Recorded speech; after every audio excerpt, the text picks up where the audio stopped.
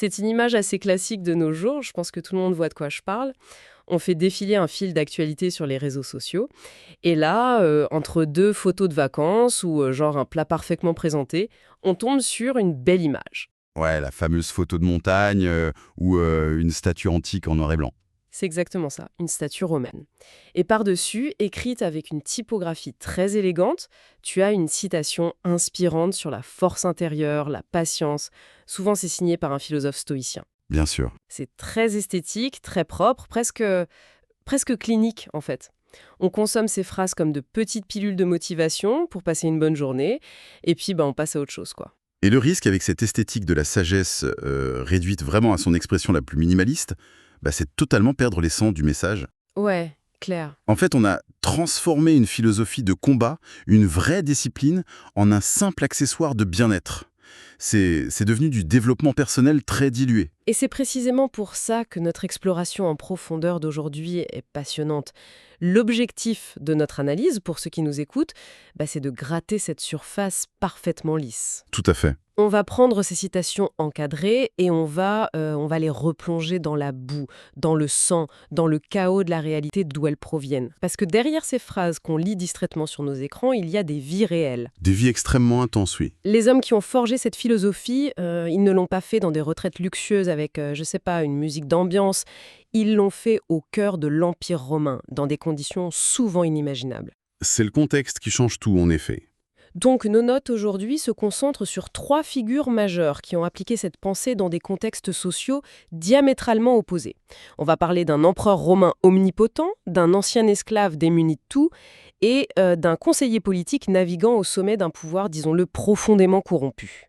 Ce qui est fascinant ici, c'est d'observer cette unité de temps et de lieu confrontée à une disparité de conditions aussi extrême. Ça offre vraiment une perspective redoutable. Ouais, le grand écart social. Exactement. Ces 3 hommes, donc Marc Aurèle, Épictète et Sénèque, ils respiraient l'air du même monde, du même empire. Mais les gouffres psychologiques qu'ils affrontaient, ils étaient radicalement différents. Ça n'avait rien à voir. Rien du tout. Et notre plongée au cœur de ces sources, son but, c'est de comprendre les mécanismes précis de cette pensée.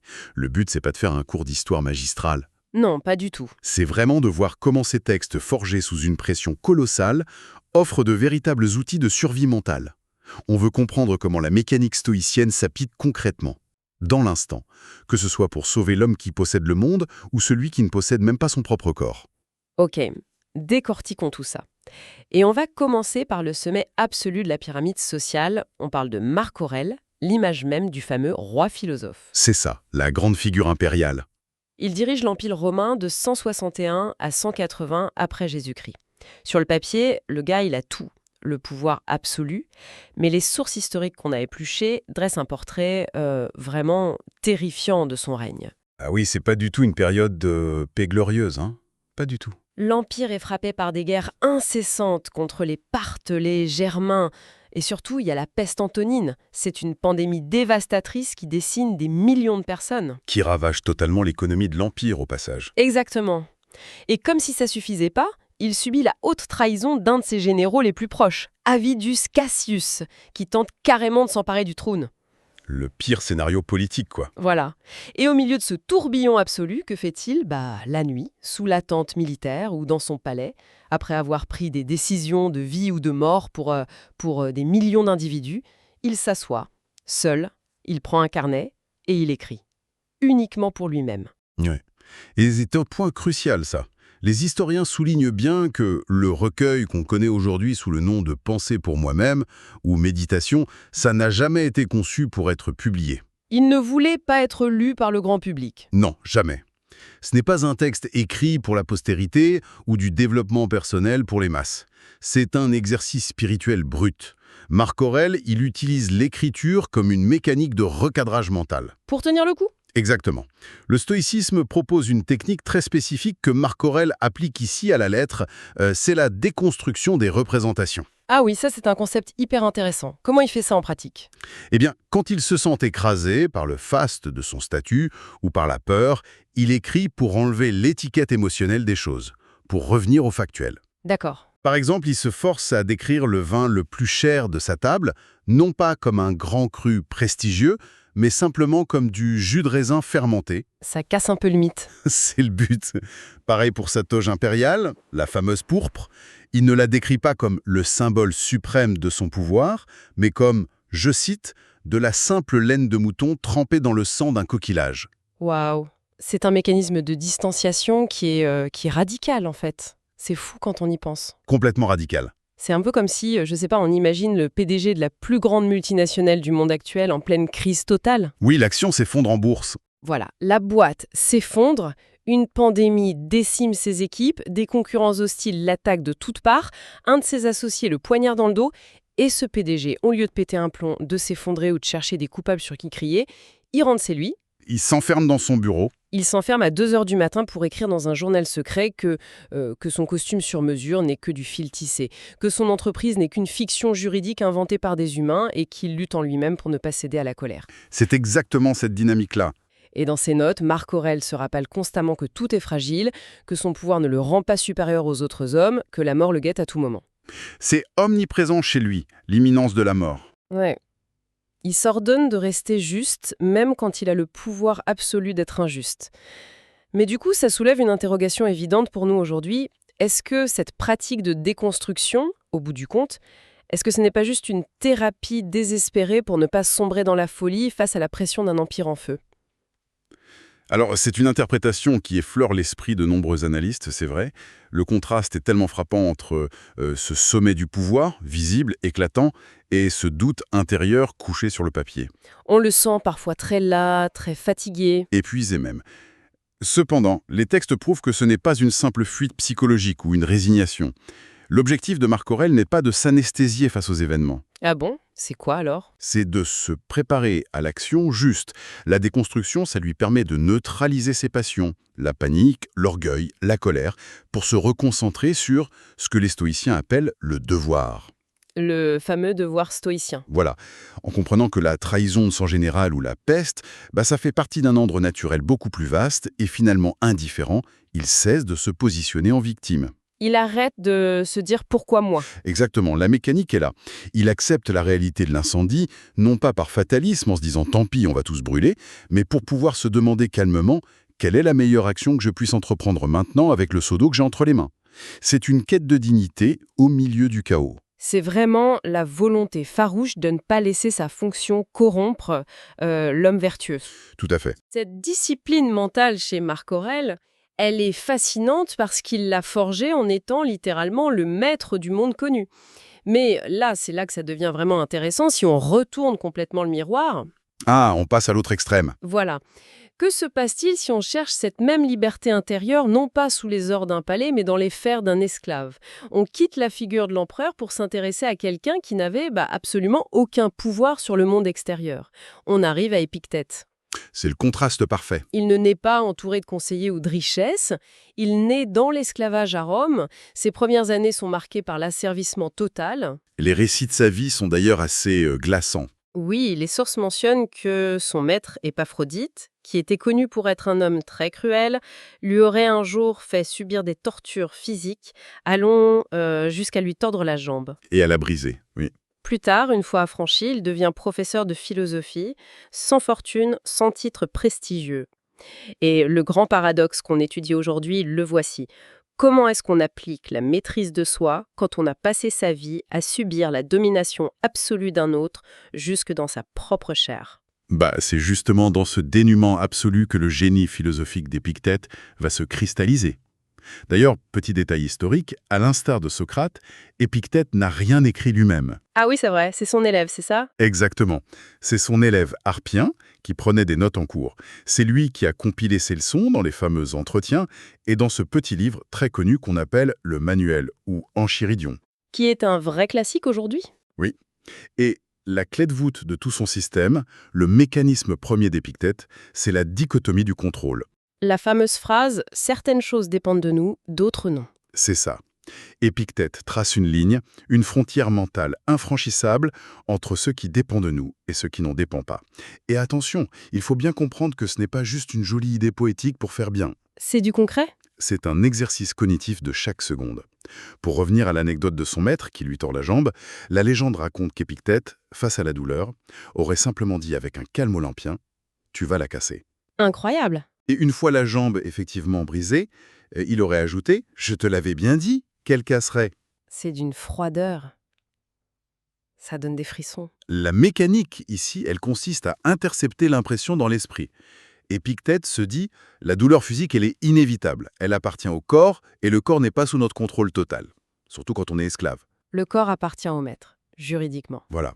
Mais le jugement moral qui accompagne la douleur, le fait de se dire « c'est un malheur épouvantable qui me détruit complètement en tant qu'être », ça c'est une production de l'esprit. Et ça c'est 100% sous notre contrôle. Ce qui ramène à sa maxime hyper célèbre, ce ne sont pas les choses qui troublent les hommes, mais l'opinion qu'ils en ont. Tout à fait. Et nos sources décrivent les cours d'Épictète, non pas comme des balades philosophiques tranquilles, mais comme des séances de coaching mental extrêmement dures, presque militaires. Ah ouais, il était réputé pour ne pas être tendre. Il secouait ses élèves aux chinoises, il les bousculait, il exigeait qu'ils travaillent d'abord sur leurs propres peurs, leurs propres désirs, avant même d'oser ouvrir la bouche pour débattre de grandes théories. Il leur disait en gros, tu dois choisir, soit tu travailles sur toi, soit tu restes esclave de l'extérieur. Il faut interroger chaque événement et se demander direct, est-ce que ça dépend de moi? Point. Si la réponse est non, alors ça ne me concerne pas. C'est ça la claque mentale dont il parle.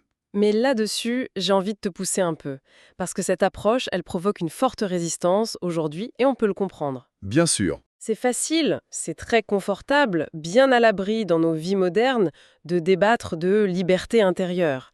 Mais quand une personne est littéralement opprimée, maltraitée dans sa chair, lui dire ne t'occupe pas de ce que tu subis à l'extérieur, travaille uniquement sur tes jugements à l'intérieur, est-ce que ce n'est pas au fond une façon terriblement efficace d'encourager la résignation, de dire accepte l'injustice et tais-toi?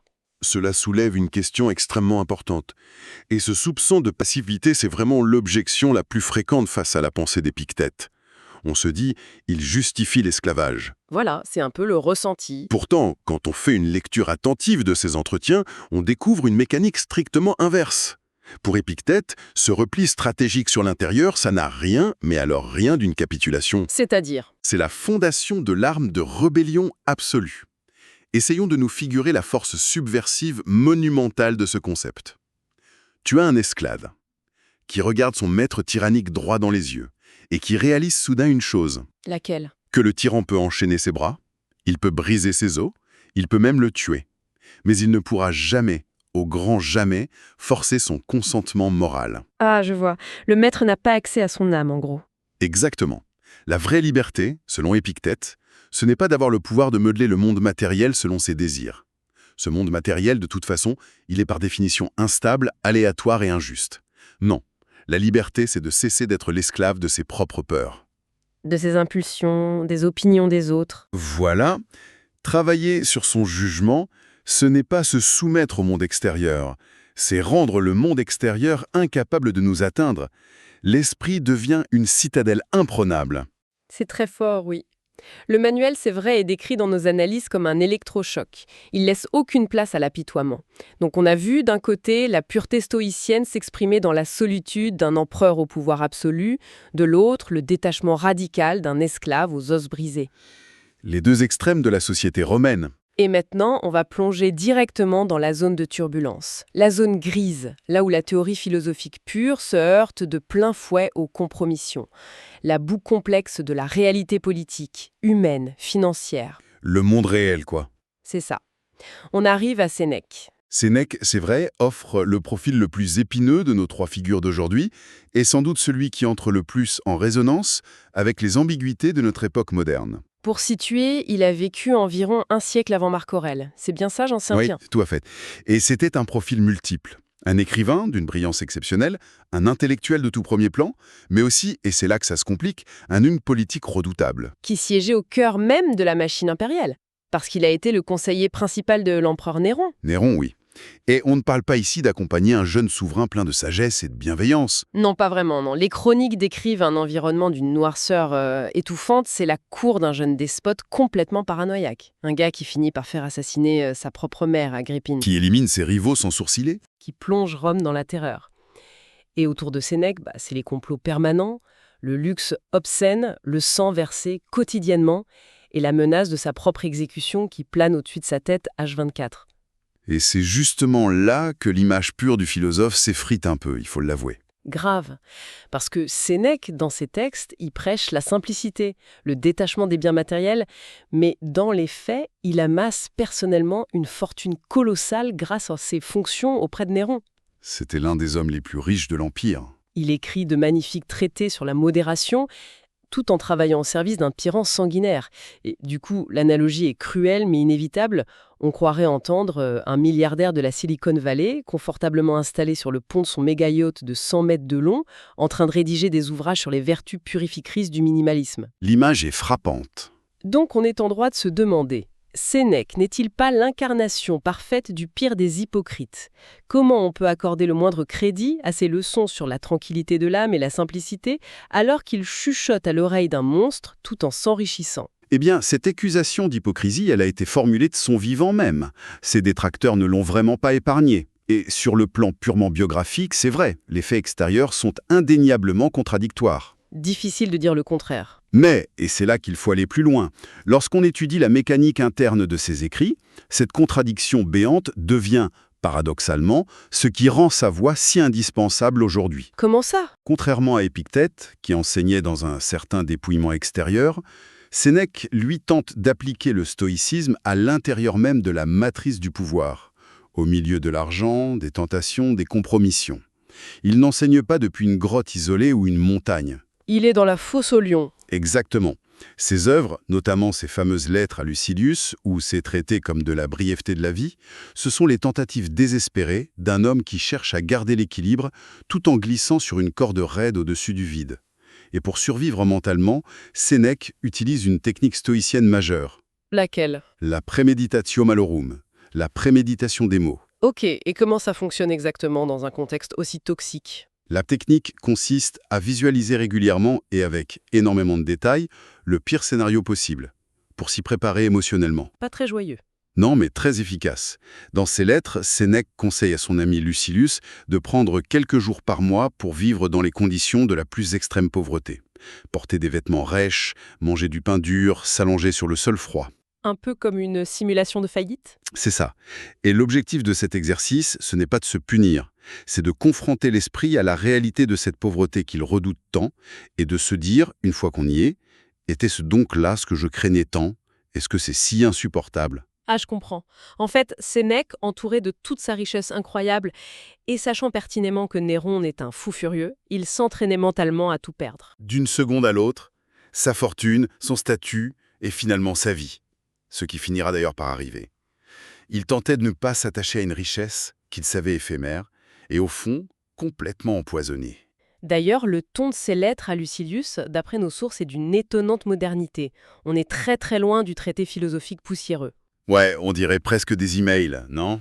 Ouais, on a l'impression de lire des correspondances directes ou même des articles de blog, comme s'il envoyait un email à un collègue confronté au même doute. Il y aborde des problèmes d'une banalité terrifiante en fait. Comme quoi, par exemple? La gestion du temps, l'angoisse du temps qui passe, la peur de la mort. Comment ne pas se laisser absorber par le mouvement de la foule, la pression sociale de l'opinion publique? Des sujets très actuels. Carrément. Il parle de la colère, de comment discerner la vraie amitié du simple opportunisme de réseau. C'est un mélange de confession intime où il admet carrément ne pas être un sage parfait. Si on relie ça à une vision plus globale, l'image qu'il utilise lui-même est vraiment géniale. Il se décrit non pas comme le médecin guérisseur qui sait tout, mais comme un patient installé dans le lit d'hôpital voisin de celui de son lecteur. Ah, c'est super beau ça. Il dit en gros « Je partage simplement les remèdes que j'expérimente sur mes propres blessures ». C'est une philosophie de la tentative constante au cœur d'un environnement foncièrement hostile. Du coup, cette mise en perspective de nos trois figures dresse un panorama hyper saisissant. On a affaire à trois destins de vie très différents, très opposés, mais qui convergent vers un seul et même point d'ancrage. Tout à fait. Marc Aurèle essaye de rester sage au sommet du pouvoir, Épictète apprend à être libre de l'intérieur face à l'esclavage et la douleur, et Sénèque cherche une méthode pour pas devenir fou dans l'œil du cyclone de la corruption. Même empire, même monde, mais des tentations et des dangers radicalement différents. Et le point de ralliement de tout ça, c'est cette conviction absolue, le vrai champ de bataille, il n'est jamais à l'extérieur, La vraie bataille, la victoire ou la défaite, ça se joue à l'intérieur de l'esprit. Dans cette capacité, oui, à déconstruire ses jugements, à dompter ses peurs et à toujours se concentrer sur l'action juste, peu importe ce qui se passe dehors. Alors qu'est-ce que tout ça signifie pour nous? Comment est-ce qu'on s'empare de ces textes de manière concrète aujourd'hui? Parce que, pour notre public, nos sources suggèrent une approche hautement pragmatique. Oui, il ne s'agit pas de devenir un érudit. Exactement, il n'est pas nécessaire de dévorer toute l'œuvre de ces philosophes et d'apprendre ça par cœur. L'idée, c'est de les utiliser comme une boîte à outils ciblée, selon la crise qu'on traverse. C'est la meilleure façon de les lire. Prenons un cas précis. Imaginons une personne qui croule sous le poids des responsabilités. Elle gère une équipe en pleine crise, le stress professionnel est à son comble, tout menace d'imploser. Quel outil on sort de la boîte stoïcienne? Eh bien, dans ce cas précis, d'écrasement par le devoir et la charge mentale, c'est vers les pensées de Marc Aurèle qu'il faut se tourner. Le recadrage mental de l'empereur. Exactement. L'outil à appliquer, c'est sa technique de déconstruction. Face à la panique d'un projet qui s'effondre, la mécanique de Marc Aurèle nous invite à décomposer le problème, à isoler les faits bruts. Juste les faits. Voilà. Tel client a annulé, tel délai n'est pas tenu. Point. Et de nettoyer tout ça du récit catastrophiste que notre cerveau adore fabriquer autour, genre « ma carrière est finie, je suis un incompétent, tout est fichu ». Ça fait office de baume analytique, quoi. Ça permet de maintenir le cap même quand tout s'écroule. C'est l'anti-panique par excellence. Autre situation, radicalement différente, une personne fait face à un événement d'une violence soudaine et totalement incontrôlable, un diagnostic médical sévère qui tombe, ou un licenciement brutal du jour au lendemain. Quelque chose qu'on subit à 100%. Le sentiment dominant, c'est d'être pris au piège, impuissant face aux circonstances extérieures. Quelle est la réponse stoïcienne ici? C'est le terrain d'Épictète. Et l'outil approprié, c'est son manuel. L'électrochoc. Là, la douceur n'est pas de mise. Il faut la claque mentale de la dichotomie du contrôle. L'événement extérieur, la maladie ou licenciement, est survenu. C'est fait. Ça ne dépend plus de soi. Lutter mentalement contre ce fait établi, refuser la réalité, ça ne produit que de la souffrance et de l'épuisement. On s'épuise contre un mur. C'est ça. La technique d'Épictète, c'est de tracer immédiatement la ligne rouge mentale et de rapatrier toute son énergie sur l'unique zone d'influence réelle, la manière d'y répondre. Quelle démarche faire aujourd'hui? Quelle attitude adopter face aux médecins? Exactement. On ne choisit pas d'être percuté par la vague, mais on choisit si l'on se noie en luttant contre l'océan ou si l'on apprend à nager dans ce nouveau courant. Puissant.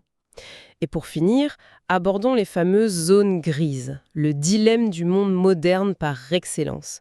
Une personne navigue dans un environnement professionnel qu'elle sait toxique ou éthiquement discutable. Ah, les compromis de tous les jours. Voilà, elle fait des petits compromis constants pour maintenir son statut, payer son crédit, garder une bonne image sur les réseaux. L'angoisse, elle vient du décalage sournois entre ses valeurs profondes et ses actes quotidiens. Comment on manœuvre ici, Eneg? C'est précisément là que Sénèque est indispensable. Ses lettres à Lucilius fournissent la méthode pour interroger son propre confort. Et c'est quoi l'outil ici, Eneg? C'est la réévaluation des désirs et la fameuse préméditation des mots. Sénèque invite à regarder sa peur bien en face. Qu'est-ce que je risque? Perdre mon statut social, mon salaire? Il nous pousse à nous exercer au détachement intellectuel pour comprendre que l'approbation d'une foule ou de collègues corrompus, ça ne vaut rien face à la tranquillité de l'âme. C'est un guide pour se réformer pas à pas, tout en restant plongé dans le bruit de la ville. C'est exactement ça. Et franchement, c'est un trajet saisissant que cette plongée dans les esprits de Marc Aurèle, Épictète et Sénèque. On a largement dépassé le cadre des petites citations motivantes. Je crois qu'on a bien sali l'image propre d'Instagram, oui. On touche à l'essence de la lutte humaine. Chacun d'eux, avec des succès divers et des zones d'ombre évidentes, a cherché à bâtir une forteresse intérieure capable de résister au chaos extérieur. Et d'ailleurs, toute cette réflexion conduit à une dernière interrogation qui émerge naturellement de nos sources aujourd'hui. Vas-y, je t'écoute. Il a été clairement établi que ce stoïcisme originel a été forgé non pas dans le calme et la sérénité, mais vraiment comme un mécanisme de survie d'urgence, au sein d'un empire secoué par des guerres, des pandémies meurtrières, une corruption systémique des élites et des crises économiques majeures. Ouais, un tableau bien sombre. Eh bien, si l'on observe l'engouement massif pour cette philosophie aujourd'hui, le fait que le stoïcisme connaisse un tel renouveau de nos jours, n'est-ce pas le symptôme que notre propre monde moderne commence étrangement à ressembler de plus en plus à cette antiquité chaotique finie? Ah, c'est une sacrée question. Est-ce qu'on cherche le stoïcisme juste pour optimiser notre petite productivité personnelle? Ou est-ce qu'on s'y accroche, presque instinctivement, comme à une bouée de sauvetage pour ne pas être englouti par le tumulte de notre propre époque? C'est une question vertigineuse et ça remet totalement en perspective l'usage qu'on fait de cette pensée. Franchement, la prochaine fois qu'une de ces phrases parfaitement lisses en lettres dorées apparaîtra sur notre écran en scrollant, il sera bon de se rappeler qu'avant de devenir des slogans esthétiques, ces mots étaient des armes. Des armes forgées dans l'urgence pour survivre à la folie ambiante. Cette interrogation va rester en suspens pour nourrir les pensées de chacun après cette analyse. Bonne réflexion à tous et à très bientôt.